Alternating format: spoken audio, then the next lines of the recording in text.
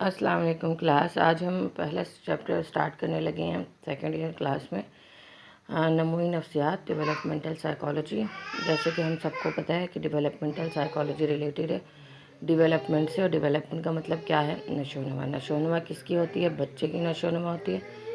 اور یہ جو ڈیولپمنٹل سائیکالوجی ہے یہ نفسیات کی اہم ترین شاخوں میں سے ایک شاخ ہے. اس کا تعلق انسانی زندگی میں واقع ہونے والی تمام تبدیلیاں، یعنی کہ آپ کی زندگی میں جتنی بھی تبدیلیاں ہوتی ہیں، صرف جسمانی ہی نہیں بلکہ ذہنی بھی، سماجی نشو و نما ہوتی رہتی ہے ہماری، جذباتی نشو و نما ہوتی رہتی ہے ہماری. ساری نشو و نما جو ہیں ان کا تعلق آپ کی نشو و نما سے کی نفسیات سے. اب ہمیں یہ بھی پتہ ہونا چاہیے کہ نموئی نفسیات کا مطالعہ کون سی ایج سے لے کر کون سی ایج تک ہوتا ہے. تو اس کا مطالعہ جو ہے بچے کی ابتدا کے عمل سے، یعنی جب بچہ ماں کے پیٹ میں آتا ہے، عمل جو ہے وہ ٹھہرتا ہے ماں کے پیٹ میں، اس وقت سے لے کر اور اس کی زندگی جب تک اس کا انتقال ہوتا ہے، ختم ہوتی ہے، اس وقت تک اس کی تبدیلیوں کو ہم بیان کرتے ہیں اور ان تبدیلیوں کو ہم ایک ایک کر کے واضح کرتے ہیں. کون سی سائیکالوجی کی برانچ میں؟ ڈیولپمنٹل سائیکالوجی میں. جیسے جیسے بچے بڑے ہوتے ہیں ان کی نشو و نما ہوتی رہتی ہے. اب جب بچہ پیدا ہوتا ہے تو اس وقت ہی اس میں دیکھنے اور سننے کی استعداد ہوتی ہے، میں صلاحیت ہوتی ہے کہ وہ دیکھ اور سن سکتا ہے. پھر آہستہ آہستہ معلومات حاصل کرنے کا عمل شروع ہوتا ہے. پھر اس کے ہجانات جو ہیں وہ شروع ہو جاتے ہیں. پھر اس کے اندر سماجی جو جذبہ ہے وہ بھی بیدار ہونے لگتا ہے. جیسے اسے پتہ ہے کہ اگر کوئی میرے ساتھ اچھا کر رہا ہے، اچھا ٹچ دے رہا ہے یا اچھی اسمائل پاس کر رہا ہے تو مجھے بھی اسمائل پاس کرنی چاہیے. اور اگر کوئی مجھے غصے سے دیکھ رہا ہے تو مجھے بھی غصے کا اظہار کرنا چاہیے. اصول مطالعے کی روح سے نفسیات کے ہر موضوع کا نموئی تناظر میں مطالعہ کیا جا سکتا ہے. جیسے ادراک، آموزشیات، تفکر، محرک شخصیت، یہ سارے ہمارے نفسیات کے موضوع مطالعے ہیں. ادراک، آموزش، یاد، تفکر، محرک شخصیت، ان کو ہم بہت ڈیٹیل میں پارٹ 1 میں یعنی کہ فرسٹ ایئر میں ان کا مطالعہ کر چکے ہیں. ابتدائی درجہ بلوغت کی مخفی استعدادیں کیا ہے؟ مخفی کا مطلب ہوتا ہے چھپی ہوئی، یعنی کہ جب آپ کا بلوغت کا درجہ شروع ہوتا ہے، یعنی کہ جب آپ ٹین ایج میں آتے ہو. ٹین ایج کا مطلب ہے 13 ایج سے لے کر اور 19 ایج تک. اس وقت آپ کی مخفی استعدادیں کون کون سی آپ کے چھپی ہوئی صلاحیتیں جن کا نہ آپ کو پتہ نہ آپ کے پیرنٹس کو پتہ، وہ کون سی مخفی استعدادیں؟ وہ چھپی ہوئی استعدادیں، چھپی ہوئی صلاحیت نکالی جائے. پھر کیا ایسا ہوتا ہے کہ آپ کی ذہنی قابلیتیں آہستہ آہستہ عمر کے ساتھ ساتھ، پختگی کے ساتھ ساتھ جو ہیں وہ ڈکے ہونا شروع ہو جاتی ہیں. کیا آپ میں انفرادیت جو ہے وہ آپ کی ورثے کی وجہ سے آئی ہے یا آپ کی، یعنی کہ آپ کو وراثت میں ملی ہے آپ کی انفرادیت، یا اس میں کوئی آپ کا ماحول جو آپ کو دیا گیا ہے اس کا کوئی عمل دخل ہے؟ ان سارے سوالات کا جواب ہم ڈیولپمنٹل سائیکالوجی میں ڈھونڈیں گے. پھر نہ صرف تعلیم میں تحقیق کی جاتی ہے تاکہ ان کو اندازہ لگایا جا سکے کہ بچوں کی نشو و نما کس کس حد تک اور کتنی ہم ڈیولپ جو ہے وہ کرنے میں اپنی انپٹ جو ہے دے سکتے ہیں ایز اے پیرنٹ یا ٹیچر. انسان جب پیدا ہوتا ہے تب تو اس قابل نہیں ہو سکتا کہ وہ اپنی تمام ضروریات پوری کر سکے. آہستہ آہستہ اسے جو ہے وہ یہ صلاحیتیں ملتی ہیں، اس کا پوٹینشیل بڑھنا ہوتا ہے، اس کی صلاحیتیں بڑھنی شروع ہوتی ہیں. اچھا، پھر ایک سوال ہے اس میں یہ بھی ہمیں پتہ ہونا چاہیے کہ نامیات کسے کہتے ہیں. نامیات کا مطلب ہوتا ہے ایسی چیزیں، ایسی چیز جو کہ زندہ دماغ رکھتی ہو، اور یہ بھی ہمیں پتہ ہو کہ اس کے بدن کے تمام اعضاء جو ہیں وہ کوآرڈینیٹڈ ہیں، ان میں ایک ربط ہے. اس کا نظام عصبی بھی ہو، یعنی اس کے پاس ایک دماغ بھی ہے، اور وہ دماغ سمپل دماغ نہ ہو بلکہ اتنا پیچیدہ دماغ ہو کہ اس میں جو ہے وہ آہستہ آہستہ اس کو زیادہ آموزش میں زیادہ وقت درکار ہو. اس کے بعد ہم ایک اور کویسچن ڈسکس کریں گے یہاں پر کہ نموئی نفسیات جو ہے وہ اس کی ایسی تعریف کیا ہو سکتی ہے جس میں کہ نموئی نفسیات سے ریلیٹڈ جتنے بھی پہلو ہیں وہ سارے کے سارے اس میں شو ہو جائیں. تو نموئی نفسیات کی ایک جو بہت اچھی جو تعریف ہے وہ ہرلاک نے کی تھی. ہرلاک نے کہا تھا کہ یہ علم نفسیات کی ایک ایسی شاخ ہے جو انسان کے وجود میں آنے سے لے کر اس کی موت تک، یعنی کہ جب بندہ پیدا ہوا ہے اس وقت سے لے کر اس کی موت تک کیا کرتی ہے؟ مختلف ادوار کا مطالعہ کرتی ہے. اور وہ ادوار جو ہیں وہ ہم نے نشو و نما کے ادوار بھی دیکھنے ہیں، ہم نے پختگی کے ادوار بھی دیکھنے ہیں، اور ہم نے عمر کے اور مختلف جو ادوار ہیں ان کو بھی دیکھ رہے ہیں۔ اور اس کے ساتھ ساتھ صرف یہی نہیں بلکہ وہ ادراکی، معاشرتی اور زندگی کے دیگر تقاضوں پر بحث کرتی ہے۔ یہ جو ڈیفینیشن ہے یہ ہم نے ایگزیکٹلی ایسے یاد کرنی ہے جیسے کہ ہیرلاک نے اپنی اس ڈیفینیشن میں ہمیں بیان کیا۔ نفسیات کی اس شاخ کے مطالعے کے کچھ مقاصد بھی ہیں۔ نمبر 1، نشو و نما کے ایک عہد سے دوسرے عہد تک ظاہری شکل و صورت، دلچسپی، کردار اور نصب العین میں نمایاں اور مشترکہ تبدیلیاں کون کون سی ہیں جو رونما ہو جاتی ہیں؟ نشو و نما کے عہد بدلتے رہتے ہیں، ایک عہد سے دوسرے عہد تک، نشو و نما کے ایک عہد سے دوسرے عہد تک آپ کی ظاہری شکل و صورت میں کیا تبدیلیاں ہوتی ہیں، آپ کی دلچسپیاں کتنی بدلتی ہیں، آپ کا کردار کیسے تبدیل ہوتا ہے، خارجی اور باطنی دونوں قسم کے کردار، اور نصب العین یعنی پہلے جب آپ چھوٹے ہوتے ہو آپ کا ایم جو ہے، آبجیکٹیو جو ہے لائف کا کچھ اور ہوتا ہے، پھر آہستہ آہستہ جیسے جیسے آپ کی عمر جو ہے وہ بڑھتی جاتی ہے تو آپ کے نصب العین میں بھی تبدیلیاں ہوتی ہیں۔ صرف نصب العین میں نہیں بلکہ شکل و صورت میں بھی تبدیلی ہوتی ہے، دلچسپیاں بدلتی ہیں، کردار خارجی اور باطنی بدلتا ہے، آپ کے نصب العین میں بھی تبدیلی ہوتی ہے۔ اب ہم نے نفسیات کی شاخ کے مطالعے میں یہ دیکھنا ہے کہ جب یہ ساری چیزیں بدل رہی ہوتی ہیں، ٹھیک ہے، تو اور ان چیزوں کے علاوہ جو ہمیں پتہ ہے، ان چیزوں کے علاوہ اور کون کون سی تبدیلیاں ہیں جو کہ چینج ہو رہی ہوتی ہیں ہمارے اندر، جو چینج آ رہا ہوتا ہے۔ پھر اس میں دوسری بات یہ ہے کہ نشو و نما کی یہ جو تبدیلیاں ہیں جو ہم نے ابھی ڈسکس کی ہیں، یہ کب واقع ہوتی ہیں، کس ایج میں کون سی تبدیلی ہو رہی ہے، کون سے عوامل ہیں، کون سے اسباب اور حالات ہیں جو کہ ان تبدیلیوں کے ذمہ دار ہیں۔ فرد کے کردار پہ تبدیلیاں کس طرح اثر انداز ہوتی ہیں، آپ کے کردار پر بھی یہ تبدیلیاں آف کورس اثر انداز ہوتی ہیں۔ تو اب یہ جو تبدیلی آنے والے وقت میں آپ کے اوپر ہونے والی ہے، آنے والی ایج میں، ان تبدیلیوں کی آپ کتنی کسی بندے کو لے کے اس کی پیشین گوئی کر سکتے ہیں کہ اس میں ابھی کون کون سی تبدیلیاں آنا باقی ہیں۔ اور ہمارا چوتھا مقصد نفسیات کی شاخ کے مطالعے کا وہ کیا ہے کہ یہ جو جتنی تبدیلیاں ہم ابھی ڈسکس کر رہے ہیں، کیا یہ تبدیلیاں انفرادی ہوتی ہیں، صرف آپ نے ہونی ہیں، یہ تبدیلیاں سب میں ہونی ہیں۔ تو ابھی ہم نے کس چیز کی بات کی ہے؟ نفسیات کی شاخ، اس شاخ کے مطالعے کے مقاصد دوبارہ ہم ریپیٹ کریں گے۔ نشو و نما کے ایک عہد سے دوسرے عہد تک ظاہری شکل و صورت میں تبدیلی ہوتی ہے، دلچسپیاں بدلتی ہیں، آپ کا کردار، نصب العین، یہ سب چیزیں بدلتی ہیں۔ ہم نے یہاں پہ یہ دیکھنا ہے کہ ان چیزوں کے علاوہ جو ہمیں پتہ ہے اور کون کون سی تبدیلیاں جو کہ رونما ہو رہی ہیں، پہلا مقصد۔ اور پھر دوسرا مقصد یہ ہے کہ یہ تبدیلیاں جو ہیں یہ کب واقع ہوتی ہیں، کون سی ایج ریلیٹڈ تبدیلیاں، کس ایج میں کون سی تبدیلی جو ہے وہ رونما ہو رہی ہے، اور اس کے علاوہ کون کون سے عوامل ہیں جو کہ ان تبدیلیوں کے لیے سازگار ماحول پیدا کرتے ہیں۔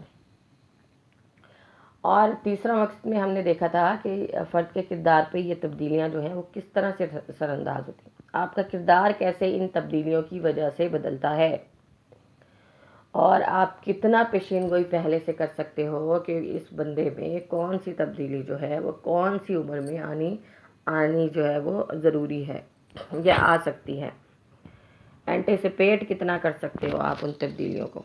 اور چوتھا مقصد کیا تھا؟ کیا یہ تبدیلیاں انفرادی ہوتی ہیں یا یہ تبدیلیاں یونیورسل ہیں، عالمگیر ہیں، یعنی ہر ایک پر یہ تبدیلی اپلائی ہوگی۔ اس کے بعد ہے بالیدگی کی تعریف۔ اب بالیدگی کیا ہوتی ہے؟ بالیدگی کے بارے میں ہم نے ایک لفظ ابھی پڑھا، نشو و نما۔ نشو و نما کا مطلب کیا تھا؟ ڈیولپمنٹ۔ اور ڈیولپمنٹ کو ہم ایسے دیکھ رہے ہیں کہ پیدائش سے لے کر موت تک جتنی تبدیلیاں آئیں گی وہ کس میں شامل ہوں گی، جس قسم کی بھی تبدیلیاں آئیں، چاہے وہ شکل و صورت میں ہوں، چاہے وہ دلچسپی میں ہوں، چاہے آپ کا کردار بدل رہا ہے، چاہے آپ کی نصب العین یعنی کہ جو آپ کی سوچ ہے وہ بدل رہی ہے، آپ کا ذہن کا جو پوٹینشیل ہے وہ بدل رہا ہے، جو بھی تبدیلی آئے گی ہم نے اس کو ڈالا تھا کون سی کیٹیگری میں؟ نشو و نما یعنی ڈیولپمنٹ کی کیٹیگری۔ اب یہاں پہ ہمارے پاس ایک نیا لفظ آیا ہے جس کو ہم نے کہا بالیدگی۔ بالیدگی کو ہم انگلش میں کہہ رہے ہیں گروتھ، جبکہ نشو و نما کو ہم انگلش میں کہہ رہے تھے ڈیولپمنٹ۔ بالیدگی میں یہاں پہ ہمیں یہ دیکھنا ہے کہ یہ جو دو لفظ ہیں ایک ہی چیز کے، گروتھ اور ڈیولپمنٹ، یعنی کہ اب اردو میں اگر ہم دیکھنا شروع کریں تو اس کا مطلب ہوگا کہ بڑھ رہی ہے، کوئی چیز بڑھ رہی ہے، کوئی تبدیلی ہو رہی ہے۔ بالیدگی میں ہم نے کیا چیزیں لینی ہیں؟ صرف ایسی چیزیں لینی ہیں جن کو کہ ہم ناپ سکتے ہیں، میئر کر سکتے ہیں، اماؤنٹ میں بیان کر سکتے ہیں۔ جیسے آپ کی عمر بڑھ رہی ہے، بالیدگی میں آ گئی، آپ بتا سکتے ہو نا آج میں 10 سال کا ہوں، پھر اگلے سال میں 11 سال کی ہو جاؤں گی. یہ کیا ہو گیا؟ یہ بالغی. یعنی آپ اس میں آپ اماؤنٹ میں بیان کر سکتے ہو کہ آپ کی جو تبدیلی ہے وہ کس نوعیت کی ہے اور کتنی ہے. پھر آپ کا وزن، اگر آپ کا وزن 33 کے جی ہے تو آپ بتا سکتے ہو کہ میرا وزن 33 کے جی ہے. مین آپ نے اس کو اماؤنٹ میں بیان کر دیا. ٹھیک ہو گیا. کوالیٹیٹیو ڈیٹا کی صورت میں آپ نے بیان کر دیا. اس کے بعد ہے ایک تو آپ کا ہو گئی، کیا چیز ہو گئی؟ آپ کا وزن ہو گیا، آپ کی عمر ہو گئی، آپ کی لمبائی یعنی کہ آپ کا قد، وہ بھی بدلتا رہتا ہے، اس میں بھی اضافہ ہوتا رہتا ہے. تو اس کو بھی ہم بڑے آرام سے لکھ سکتے ہیں کہ جی میرا قد جو ہے وہ 5 فٹ ہے، اور جو ہے وہ پہلے جو تھا وہ میرا قد تھوڑا تھا، یعنی کہ جب میں 10 سال کی تھی تو میرا قد 4 فٹ تھا. اب میں 18 سال کی ہو گئی ہوں تو میرا قد 5 فٹ ہے، یا 5 فٹ 2 انچ ہے، وغیرہ وغیرہ. اس کے بعد آپ کے اعضاء کا حجم. اب جب آپ کا پورا کی پوری باڈی بڑھ رہی ہے تو آپ کے جگر، معدہ، دل، پینکریاز، آپ کی انٹسٹائن، یہ بھی تو اندر بڑھ رہی ہیں نا. آپ کا جو دماغ کا سائز ہے وہ بھی تو بڑھ رہا ہے. تو یہ جو اعضاء کا حجم ہے یہ بھی کس کیٹیگری میں آ گیا؟ بالغی میں. اس کو بھی ہم معیر کر سکتے ہیں. ٹھیک ہو گیا. کیا ہم نے دیکھا ہے کہ بالغی سے مراد کیا ہے؟ کوالیٹیٹیو ڈیٹا، ایسی تبدیلیاں جن کو ہم کوانٹیفائی کر سکتے ہیں، جس کو کہ ہم کمیت میں، اماؤنٹ میں بیان کر سکتے ہیں. اس کے بعد ہے جی بالغی کو ہم کچھ اور عوامل ہیں جن کے عوامل کے لیے استعمال میں لا سکتے ہیں اس لفظ کو. پہلا ہے تغیر. کردار جو ہے ہمارا، یا کردار کو سر انجام دینے کے لیے جو ہم وظائف یا جو فنکشنز جو ہیں وہ پرفارم کرتے ہیں، اس کا کون سا درجہ کون سی عمر میں پیدا ہونا ہے. مینس وہ تبدیلی، کردار میں جو تبدیلی ہے کون سی ایج میں کون سی تبدیلی ہونی ہے، اس کا تعلق ہوگا آپ کی جسمانی نشو و نما سے. اور ہم بات کریں بالغی کی تو بالغی کی وجہ سے ہی آپ کی جسمانی نشو و نما ممکن ہوتی ہے. اس کے بعد ہے دوسرا جو آپ کا فیکٹر ہے اس میں بالغی کے لیے، اہلیت، ایلیجبلٹی. اب جب آپ کی عمر بڑھتی ہے، ٹھیک ہے، جب آپ تھوڑی ایج میں ہو، بچے ہو، پھر لڑکپن میں آ گئے ہو، اس کے بعد آپ بلوغت میں آ گئے ہو، تو اس ایج میں کیا ہوتا ہے؟ آپ کی جو صلاحیتیں ہیں اس میں اضافہ ہوتا رہتا ہے. ٹھیک ہے.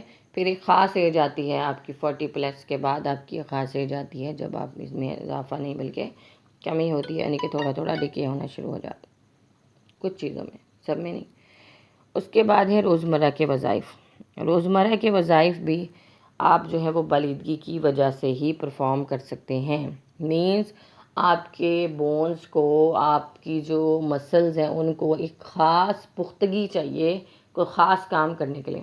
جب آپ پیدا ہوتے ہیں، جب تو آپ نہیں نا بھاگنا شروع کر دیتے کیونکہ آپ کی ایج میں اتنی پختگی ہی نہیں ہے. جب آپ 5 سال کے ہو تب آپ سوئمنگ نہیں کر سکتے، موٹر سائیکل نہیں چلا سکتے، آپ اور بھی بہت سے فنکشن ہیں جو پرفارم نہیں کر سکتے. لیکن جو 5 سال کے، جب آپ 12 سال کے ہو جاؤ گے، 13 سال کے ہو جاؤ گے تو آپ یہ سارے کام پرفارم کر سکو گے. کیوں ایسا کیوں ممکن ہوتا ہے؟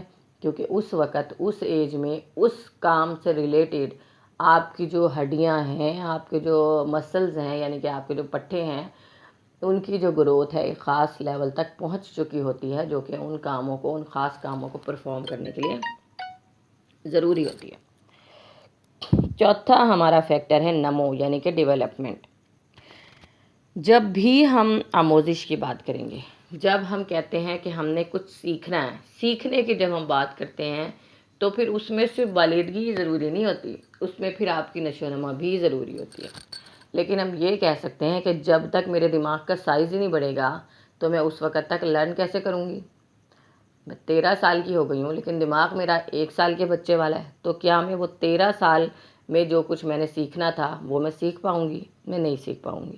اس لیے نشو و نما کے لیے بالغی کی اہمیت بہت زیادہ ہے. اس کے بعد ہمارا جو لاسٹ پوائنٹ ہے، لاسٹ فیکٹر ہے بالغی میں، وہ ہے ہمارا وراثت، ورثہ. ورثے کا ہمیں پتہ ہے کہ کچھ ایسے اوصاف ہوتے ہیں، کچھ ایسی خصوصیات ہوتی ہیں جو کہ آپ کی وراثت سے ہی آپ میں منتقل ہوتی ہیں. جیسے آپ کی مدر جو تھی وہ بہت اچھے پینٹر تھیں، تو اب اگر آپ کے اندر بھی وہی چیز آ گئی ہے تو اس کا مطلب ہے کہ یہ جو خصوصیت ہے یہ آپ کے اندر کہاں سے آئی ہے؟ آپ کی وراثت سے آئی. اس کے بعد ہم بات کرنے والے ہیں نمو کی. نمو کی تعریف کیا ہے؟ نمو سے مراد ہے ترتیب وار اور مربوط تبدیلیوں کا ارتقائی سلسلہ. مینز بالیدگی میں ہم نے کہا تھا ایسی تبدیلیاں جن کو ہم کوانٹیفائی کر سکیں، جن کو ہم کمیتی تبدیلیاں ہم کہتے ہیں، جن کو کہ ہم الفاظ میں ڈیجٹ میں بیان کر سکیں، اماؤنٹ میں بیان کر سکیں. جبکہ نمو میں کیا ہے؟ بالکل بھی ایسی بات نہیں ہے، بلکہ اس میں دونوں قسم کی تبدیلیاں، وہ تبدیلیاں بھی شامل ہیں جن کو ہم ڈیجٹ میں بیان کر سکیں، اور وہ تبدیلیاں بھی شامل ہیں جن کو ہم ڈیجٹ میں بیان نہیں کر سکتے. جیسے آپ کی جذباتی نشو و نما، جذباتی کیفیت، کیا ہم اس کو ڈیجٹ میں بیان کر سکتے ہیں؟ آپ کے غصے کو، آپ کی نفرت کو، آپ کی خوشی کو، آپ کے خوف کو، غم کو، کیا ہم اس کو ڈیجٹ میں بیان کر سکتے ہیں؟ ہم اس کو ڈیجٹ میں بیان نہیں کر سکتے. ہم نہیں بتا سکتے میرا آج 2% غصہ ہے اور تھوڑی دیر کے بعد جو ہے یہ میرا غصہ جو ہے اب میں بالکل ریلیکس ہوں، اب یہ 0% پہ آ گیا. ٹھیک ہے، مین ہم اس کو کوالیٹیٹیو ڈیٹا کہیں گے یہاں پہ، یا کیفیتی مواد کہیں گے، نہ کہ ہم اس کو کمیتی یا کوانٹیٹیو مواد کہیں گے. اب یہ جو لفظ ہم نے ایک پوری لائن ہم نے بیان کیا ہے کہ ترتیب وار اور مربوط تبدیلیوں کا ارتقائی سلسلہ، یہاں پہ 3-4 لفظ ہیں جو امپورٹنٹ ہیں. ترتیب وار مینز ایک تبدیلی ہوگی، پھر دوسری ہوگی، پھر تیسری ہوگی، پھر چوتھی ہوگی. جیسے اے کے بعد بی آتا ہے، مینز پہلے کوئی چھوٹا لیول ہے، پھر اس کے بعد اس سے تھوڑا سا بڑا لیول ہے، پھر اس کے بعد اس سے بڑا لیول ہے، پھر اس کے بعد اس سے بڑا لیول. یعنی یہ جو تبدیلیاں سسٹمیٹک ہوتی ہیں. ٹھیک ہے، گریجول چینج آتا ہے، ایک دم نہیں آ جاتا بلکہ گریجول چینج آئے گا. پہلے بچہ جو ہے وہ پہلے چلنا اور پھر بیٹھنا نہیں شروع ہوتا، بلکہ کیا ہوتا ہے؟ پہلے وہ کرال کرنا شروع ہوتا ہے، اس کے بعد وہ کھڑا ہونا شروع ہوتا ہے، اس کے بعد وہ چلنا شروع کرے گا. ٹھیک ہے، ترتیب وار تبدیلیاں ہیں. اور دوسرا لفظ تھا مربوط. یہ ساری تبدیلیاں ایک دوسرے کے ساتھ انٹر کنیکٹڈ ہیں. کھڑا ہوگا تو چلنا شروع ہوگا نا. اگر بچے سے کھڑا ہی نہیں ہوا جا رہا تو پھر اس سے چلنے کی سوچنا کہ وہ چلنا شروع کر دے گا، یہ بے سود ہوگا ہمارے لیے. تو نمو سے مراد کیا ہے؟ ترتیب وار اور مربوط تبدیلیوں کا، ہم نے ایک تبدیلی دوسری تبدیلی کے ساتھ لنکڈ ہے، کوآرڈینیٹڈ ہے، اس کا ارتقائی سلسلہ. ارتقاء کا مطلب ہوتا ہے تھوڑے سے زیادہ کی طرف جانا، کم سے یا اچھے سے بہت اچھے کی طرف جانا. اس میں دونوں تبدیلیاں آ گئیں، کمیتی اور کیفیتی تبدیلیاں. اس کے بعد نیوگٹن کی ہم بات کریں گے. اس نے کہا تھا کہ کیسے یہ تبدیلیاں جو ہیں لوگوں کو متاثر کرتی ہیں، کون سا طریقہ ہے جس کی وجہ سے یہ تبدیلیاں لوگوں کو متاثر کرتی ہیں. پھر اپنے سوال کا اس نے اس طرح سے جواب دیا کہ بہت سے لوگوں کے ماضی کے تجربات ہوتے ہیں. اب وہ تجربات جو ہیں اگر وہ ذہن میں رکھتے جائیں، اپنے ماضی میں جتنے بھی تجربات ہوئے ہیں، آپ کا آج کا کام آپ کا حال کا کام ہے، اور کل کا کام جو تھا یا تھوڑی دیر پہلے کا کام جو تھا وہ اب آپ کا ماضی کا تجربہ بن گیا. تو یہ جو پاسٹ ایکسپیرینسز ہیں اس کے نتیجے میں لوگ اچھی یا بری دونوں قسم کی تبدیلیاں حاصل کرتے ہیں. کیونکہ یہ بندہ جو ہے اس نے کل میرے ساتھ ایسے کیا تھا تو آج میں نے اس سے کوئی اس طرح کی ایکسپیکٹیشن، اس طرح کی توقع جو ہے نہیں رکھنی، کیونکہ مجھے کل میرے تجربہ جو تھا وہ اس کے ساتھ کچھ ٹھیک مناسب نہیں تھا. یہ کیا ہے؟ کیونکہ اس کل والے واقعے کے جو نقوش تھے وہ آپ کے ذہن کے اوپر پرنٹ ہو گئے تھے، اس لیے آج جو ہیں ان نقوش نے آپ کو یاد دلا دیا کہ آج بھی میں نے اس کے ساتھ کوئی اس قسم کا بیہیویئر یا برتاؤ نہیں رکھنا. تو کیا ہوا؟ آپ کے ماضی کے تجربات نے آپ کو طریقہ بتایا کہ آپ نے کس طریقے سے اپنے خیالات کا یا اپنے کاموں کا بہتر طریقے سے اظہار کرنا ہے. آہستہ آہستہ جیسے جیسے ماضی کے تجربات بڑھتے جاتے ہیں ایسے ایسے آپ کی جو ذہنی صلاحیت ہے وہ بھی بڑھتی جاتی ہے، آپ کی نشو و نما بڑھتی جاتی ہے، آپ کی بلیدگی کے ساتھ ساتھ آپ کی آموزش بڑھتی جاتی ہے. تو یہ ساری چیزیں جیسے جیسے بڑھتی جاتی ہیں کس میں آ جاتی ہیں؟ آپ کی نشو و نما یعنی نمو میں. کچھ وظائف ہیں، نمو کی اصطلاح کچھ خاص وظائف میں استعمال ہوتے ہیں. یہ جو وظائف ہیں ان کے نام کچھ اس طرح سے ہیں کہ پروسیس آف لرننگ کون سا ہے آپ کا، آموزش کا عمل کیا ہے، آموزش کا عمل کیسا ہے. ٹھیک ہے، ایسا تو نہیں ہے کہ بالیدگی نہیں ہو رہی ہے اور آپ ایکسپیکٹ کر رہے ہو کہ آموزش ہوگی. آپ کا جو ذہن کا لیول ہے، دماغ کا جو لیول ہے، لیول سے مراد ہے آپ کے دماغ کا جو وزن ہے یہاں پر بالیدگی کے سے ریلیٹڈ، اگر وہ وزن آپ کا جو ہے وہ 1 سال کے بچے جتنا ہے آپ کے دماغ کا، ٹھیک ہے، اس کی جو گروتھ ہے وہ 1 سال کے بچے جتنی ہوئی ہے، تو ہم اس سے کیسے ایکسپیکٹ کر سکتے ہیں کہ وہ بچہ جو ہے وہ 3 سال کی عمر میں 3 سال کے بچے جتنا لرن کر سکتا ہے. ایک اور اصطلاح ہے جس میں ہم نمو کو استعمال کر سکتے ہیں، جس کو ہم کہتے ہیں پختگی. پختگی کا مطلب ہوتا ہے ایج کے ساتھ ساتھ آنے والی تبدیلیاں، آپ کی عمر کے ساتھ ساتھ، جو آپ کی ابھی ہم نے بات کی تھی کہ عمر کے ساتھ ساتھ آپ کے پٹھے بڑھتے ہیں، آپ کی جو بونز ہیں وہ بڑھتی ہیں، آپ کی جو صلاحیتیں ہیں، جتنا بھی آپ کا ٹوٹل میکسیمم پوٹینشیل ہے وہ آہستہ آہستہ انکریز ہوتا ہے. تو یہ کس وجہ سے ہوتا ہے؟ آپ کی میچوریشن کی وجہ سے، عمر کی وجہ سے جو تبدیلیاں آئیں نا، عمر کے بڑھنے کی وجہ سے، ان کو ہم کہتے ہیں پختگی، میچوریشن. پہلے 20 سالوں میں یہ تبدیلیاں جو ہیں وہ ذرا اچھی طرح سے اور بہتر صورتوں میں نظر آتی ہیں، اور اس کی وجہ سے فرد کے اندر بہت ساری متوازن تبدیلیاں بھی پیدا ہوتی ہیں. پھر آہستہ آہستہ جب آپ ادھیڑ عمر یا بوڑھے ہوتے جاتے ہو، پھر یہ تبدیلیاں جو ہیں کم ہوتی جاتی ہیں. اور تیسرا جو تھا آپ کا نمو کی اصطلاح جو ہے جن وظائف میں استعمال ہوتی ہے وہ ہے فنکشن. کچھ خاص فنکشنز کے معنوں میں، فنکشنل چینج کے معنوں میں بھی ہم نمو کو استعمال کر سکتے ہیں. مینز آپ کے جو سماجی مہارتیں ہیں، جو کہ آپ نے سوشل سکل سیکھی تھی. سوشل سکلز کیا ہوتی ہیں؟ سوسائٹی میں رہنے کے ہنر. سوسائٹی میں رہنے کے لیے آپ نے کچھ خاص ہنر سیکھنے تھے، ٹھیک ہے. وہ خاص ہنر جو آپ نے سیکھنے تھے وہ کس کی وجہ سے سیکھنے تھے؟ آپ نے نمو کی وجہ سے سیکھنے تھے، یعنی کہ آپ نے ڈیولپمنٹ کی وجہ سے سیکھنے تھے. اگر تو آپ کی ڈیولپمنٹ ہو رہی ہے، آپ کی ایج ریلیٹڈ آپ کی ڈیولپمنٹ ہے، آپ کی کمیتی اور کیفیتی تبدیلیاں جو ہیں آپ کی باڈی میں رونما ہو رہی ہیں، تو اس کا مطلب کیا ہوا کہ آپ وہ خاص سکل جو ہیں، سوشل سکل جو ہیں وہ آپ سیکھ سکتے ہو. چلنا، اٹھنا، بیٹھنا، باتیں کرنا، خوشی کے موقع پر خوش ہونا، غم کے موقع پر غم ہونا، کوئی کچھ کرنے کے لیے اپنا جو پوٹینشیل ہے اس کو میکسیمم یوٹیلائز کرنا. یہ ساری چیزیں جو ہیں یہ آپ کی سکلز ہوتی ہیں، سوشل سکلز ہوتی ہیں، سوسائٹی میں رہنے کے لیے آپ کو سیکھنی پڑتی ہیں. اوکے کلاس، آج کے لیے اتنا ہی کافی ہے. پھر ہم باقی جو ٹاپکس ہیں وہ ہم سیکنڈ لیکچر میں ڈسکس کریں گے. Thank you.